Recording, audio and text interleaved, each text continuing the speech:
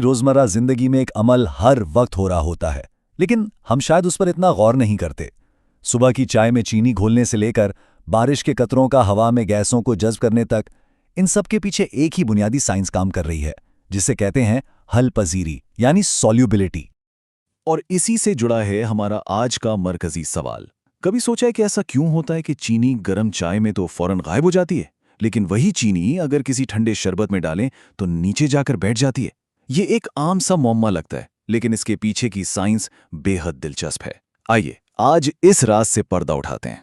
तो जनाब, इस सवाल का जवाब छुपा है सॉल्युबिलिटी यानी हल पजीरी की दिलचस्प साइंस में। नहीं, ये कोई जादू नहीं है, बल्कि ये तो है खालिस मॉलिक्यूलर केमिस्ट्री का कमाल। जब कोई चीज़ घुलती है तो वह असल में गायब नहीं होती।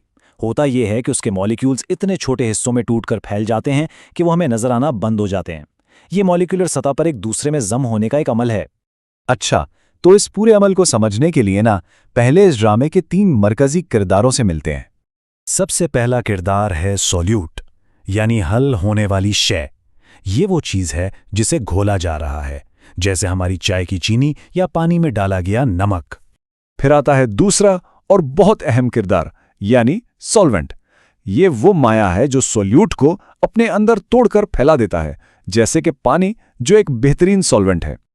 और जब ये दोनों यानी सॉल्यूट और सॉल्वेंट एक दूसरे में पूरी तरह घुल मिल जाते हैं तो जो यकसा आमेजा तैयार होता है उसे हम कहते हैं सॉल्यूशन। जैसे नमक और पानी का मिक्सचर एक सॉल्यूशन है। तो अब सवाल ये है कि भाई कौन सी चीज किस में घुलेगी, इसका फैसला कैसे होता है? इसके लिए केमिस्ट्री का एक बड़ा मशहूर एक सुनहरी उसूल है, और वो उसूल है लाइक डिसॉल्व्स लाइक, यानी एक जैसी फितरत वाली चीजें ही एक दूसरे में हल होती हैं। देखें, मॉलिक्यूल्स की 2 बड़ी किस्में हैं, पोलर और नॉन पोलर। पोलर मॉलिक्यूल्स जैसे पानी छोटे छोटे मैग्नेट्स की तरह होते हैं, उनके मुस्बत और मनफी कोने होते हैं। वो दूसरे पोलर मॉलिक्यूल्स जैसे चीनी को अपनी तरफ खींचते हैं, उनके गिर्द घेरा डालते हैं और उन्हें तोड़ देते हैं। दूसरी तरफ है नॉन पोलर मॉलिक्यूल्स जैसे तेल, जिन पर कोई चार्ज नहीं होता, तो वो दूसरे नॉन पोलर मॉलिक्यूल्स के साथ ही घुल मिल पाते हैं। देखें, पानी को अक्सर लोग यूनिवर्सल सॉल्वेंट कहते हैं, मतलब ऐसी चीज जो सब कुछ घोल दे। लेकिन यह बात पूरी तरह सच नहीं है। जैसा कि यहां वाज़ेह है, पानी पोलर चीजों के लिए एक बेहतरीन सॉल्वेंट तो है, लेकिन नॉन पोलर तेल के सामने ये बिल्कुल बेबस हो जाता है। और यही वजह है कि तेल और पानी को जितना मर्जी मिला लें, वो हमेशा अलग अलग ही रहते हैं। लेकिन कहानी यहां खत्म नहीं होती। बात सिर्फ पोलर और नॉन पोलर की नहीं है। कुछ और बैरूनी अवामिल भी हैं जो इस पूरे खेल के असूल बदल सकते हैं और हल पजीरी की रफ्तार और मिकदार को बहुत ज्यादा तब्दील कर सकते हैं। इनमें सबसे अहम है दर्जा हरारत, दबाव, खुद सॉल्यूट और सॉल्वेंट की अपनी कीमियाई साख्त, और हाँ, सॉल्यूट का सतही रकबा भी। और लीजिए, यहां मिल गया हमारे शुरू वाले सवाल का जवाब। ज्यादातर ठोस चीजों के लिए जैसे चीनी, दर्जा हरारत बढ़ाने से हल पजीरी भी बढ़ जाती है। जब पानी गर्म होता है तो उसके मॉलिक्यूल्स में बहुत ज्यादा एनर्जी आ जाती है। वो तेजी से भागते हैं और चीनी के क्रिस्टल से ज्यादा जोर से टकराते हैं, जिससे चीनी जल्दी से टूटकर हल हो जाती है। बस इसीलिए गर्म चाय में चीनी फौरन घुल जाती है। मगर यहाँ एक बड़ा दिलचस्प मोड़ है। गैसों के मामले में ये उसूल बिल्कुल उलट जाता है। ठंडे मायात अपने अंदर गर्म मायात के मुकाबले में ज्यादा गैस हल कर सकते हैं। इसकी सबसे अच्छी मिसाल हमारे कोल्ड ड्रिंक्स हैं।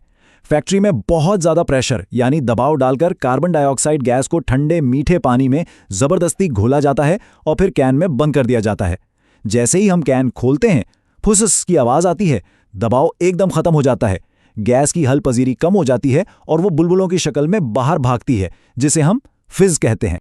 ये साइंसी उसूल सिर्फ किताबों की बातें नहीं है, बल्कि हमारी रोजमर्रा की जिंदगी इनकी मिसालों से भरी पड़ी है। कॉफी बनाने के लिए गर्म पानी क्यों इस्तेमाल करते हैं? दर्जा हरारत का असूल।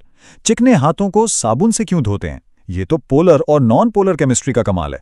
साबुन का मॉलिक्यूल एक पुल की तरह काम करता है, जिसका एक सिरा नॉन पोलर चिकनाई को पकड़ता है और दूसरा सिरा पोलर पानी के साथ बह जाता है।